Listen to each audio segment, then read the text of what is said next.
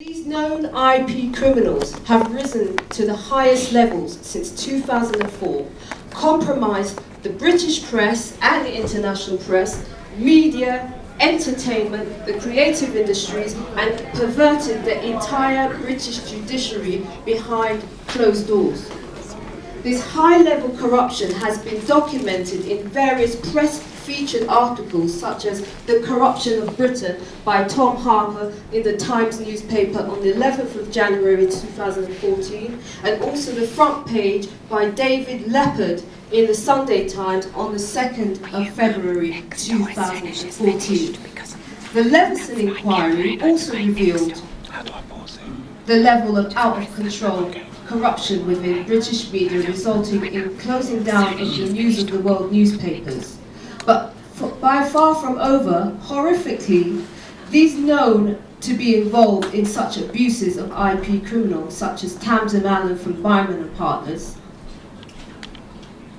in the so-called inquiry, no prosecutions into phone hackings continue, and basically there's nothing being done about it effectively.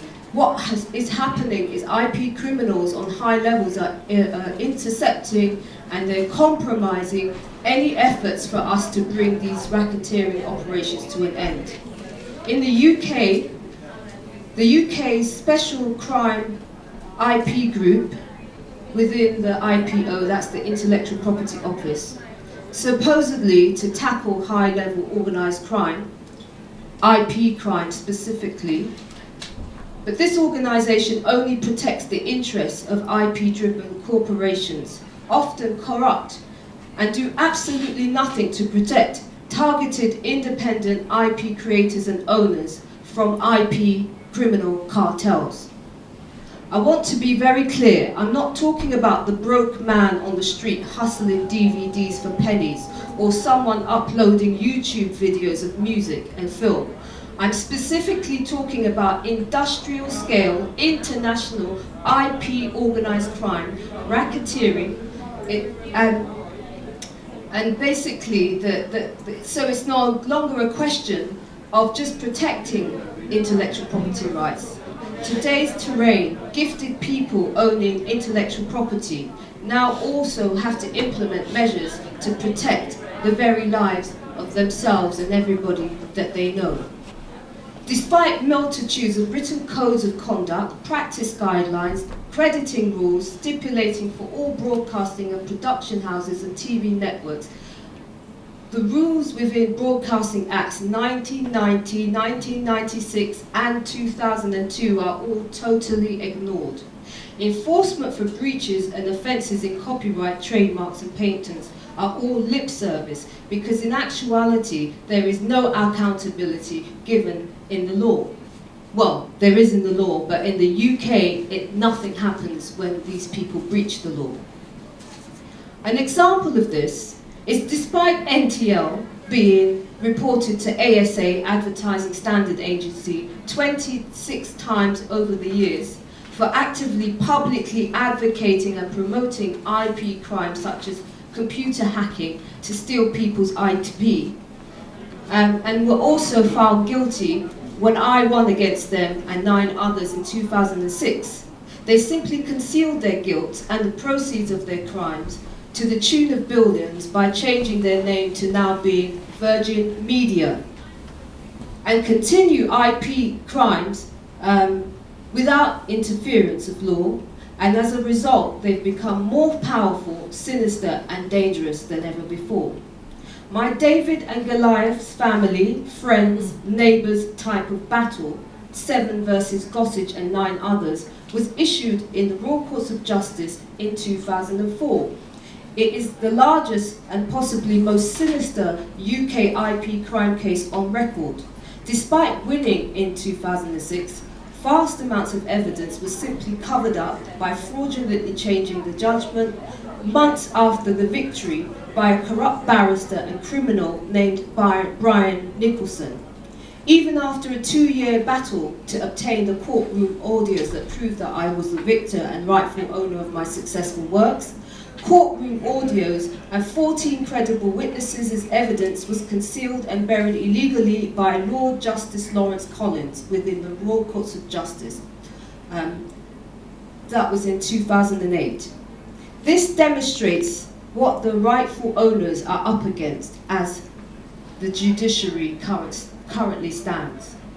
It is in reality, creative works, IP, substantial profits were stolen from me, exploited by force, by way of extreme dishonor, deceit, treachery, mass frauds, gang stalking, death threat, domestic terrorism, and misuse for racketeering and organized crime without my consent or authorization or approval. Much like the guerrilla tactics that were discussed earlier by the other parties that were talking here today. Despite being the sole creator and only rightful IP owner of the following award-winning, globally celebrated TV shows such as Strictly Come Dancing, Dancing with Stars, Dancing on Ice, India, Australia, and all across the world have different names for it. You Are What You Eat, another show of mine, 10 Years Younger, Diet Doctors, and a whole lot of other shows stolen from me. My intellectual property rights were not respected, nor were the signed contracts by the criminals involved. Just one of my productions, Strictly Come Dancing, for instance, is said to rack up 100 million per episode, and the pay for each celebrity is upwards of 75,000 a show. Now, if you rack up as the amount of shows that we're talking about the motives of why people do what they do to IP owners. It's easy pickings. If we don't have protection of mafia or big families to protect ourselves, we are left to the wolves and we are attacked and abused. I have in fact been smeared, lied about, treated with extreme hatred, racism, contempt for wanting to be credited and paid and not abused. This is what gave rise to my 11-year personal journey addressing law and the issue of protection of intellectual property rights as an owner. There are a number of movies that illustrate what's going on behind closed doors, and I recommend that everybody in here today look for these movies and see them. Antitrust, Flash of Genius, Unknown, Sorry Haters, and The Truman Show, to name just a few. But they are a realistic portrayal of the landscape as it stands in the industry of the UK today. White-collar criminals are in fact today's domestic terrorists and are running cartels abusing NSA surveillance grid systems, monitoring and terrorizing victims with cases like mine with evidence of their operations. Phone and computer hacking and other sophisticated technologies and modern methods are being employed to target IP creators, and evidence of this is perfectly illustrated in my case. Solutions, resolutions and remedies must be addressed by the entire judiciary. My case in particular provides a deep insight to the vast scope of modern organized crime and its extraordinary methods and measures that IP criminals now employ to steal valuable material as well as conceal the proceeds. There has been a specially comprehensive report featuring my case. Here it is. It's called the Farrell Report. Everybody can have a look at it. It's on the website by the Right Honourable Tony Farrell, and it's www.thefarrellreport, FARRELL.net. Tony Farrell is the UK's top former senior principal intelligence analyst with 17 years experience. The website of the Farrell Report also contains the High Court Chancery Division courtroom audios of when I won, before the late Justice Pumphrey, the now late Justice Pumphrey. He died in the course of all this, as did many other people. There have been many suspicious deaths connected to the case because of the scale of the money involved. I invite you all to visit this website as a matter of urgency to see the extreme magnitude and how best the lessons can be learned, how everybody can protect their intellectual property rights in the future. Because until the reality of the state of play is learnt from these crimes, it will only get worse. The case itself demonstrates the capacity for IP criminals to wreak havoc and inflict harm upon the public and frame other peoples for their crimes. And currently, there is nothing being done about it in the UK, despite going to every possible police force in the UK and them all being aware of this criminal cartel. The report is essential reading for all law enforcement departments, agencies and professors and policymakers, as well as investigative journalists, reporters and crime correspondents, particularly because of its linkages to domestic terrorism, targeting operations in the UK, such as the 7th of July London bombings, 2005, and the shooting of Jean-Charles Menendez. This crime had nothing to do with Muslims or Islamic terrorism. The crime itself, I witnessed everything that went on. I reported it before it happened, and it was a total fabricated, concocted by the IP criminals. I want to name the IP criminals because I believe in order to protect intellectual property, you need to protect yourself by knowing who is involved in IP crime. Christopher Gossage, Tony English, Russell's Media Law Firm, Richard Hanna from Clarion, Virgin Media, previously the highly corrupt NTL, Helen Alexander, James Manson, Elizabeth Partiker, Scottish TV, which were previously Scottish media groups, Tanzan Allen, Jeffrey Beinman and Partners Media Law Firm, Derek Rosenblatt of Ronald Fletcher & Co, and Christopher Vaughan, as well as Brian Nicholson and Lord Justice Collins.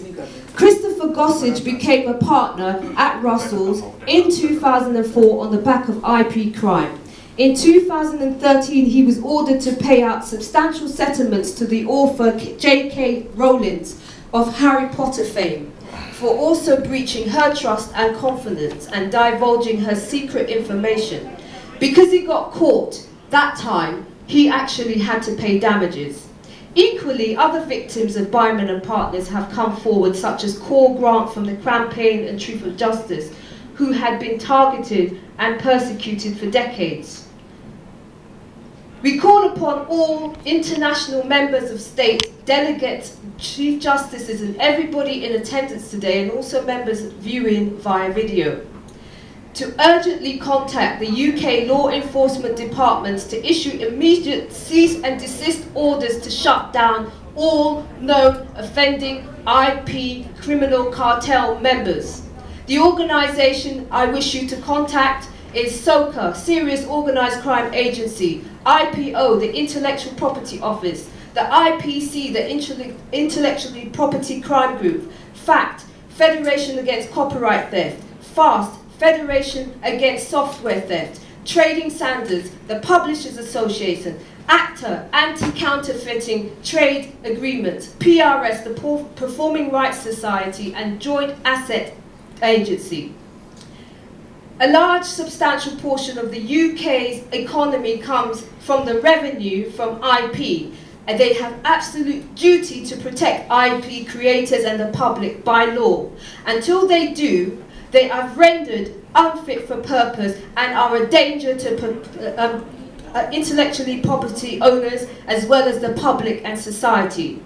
The Proceeds of Crime Act provides powers from all these organisations, I apologise, to freeze injunctions and remove IP cartel members' criminal assets. And this must be done as a matter of urgency. Despite the obvious, it has to be said, if you were to strip the world of intellectual property, the print media would not exist. Hollywood and the entire film, music and television industries would not exist. Advertising, marketing and PR industries would not exist. The fashion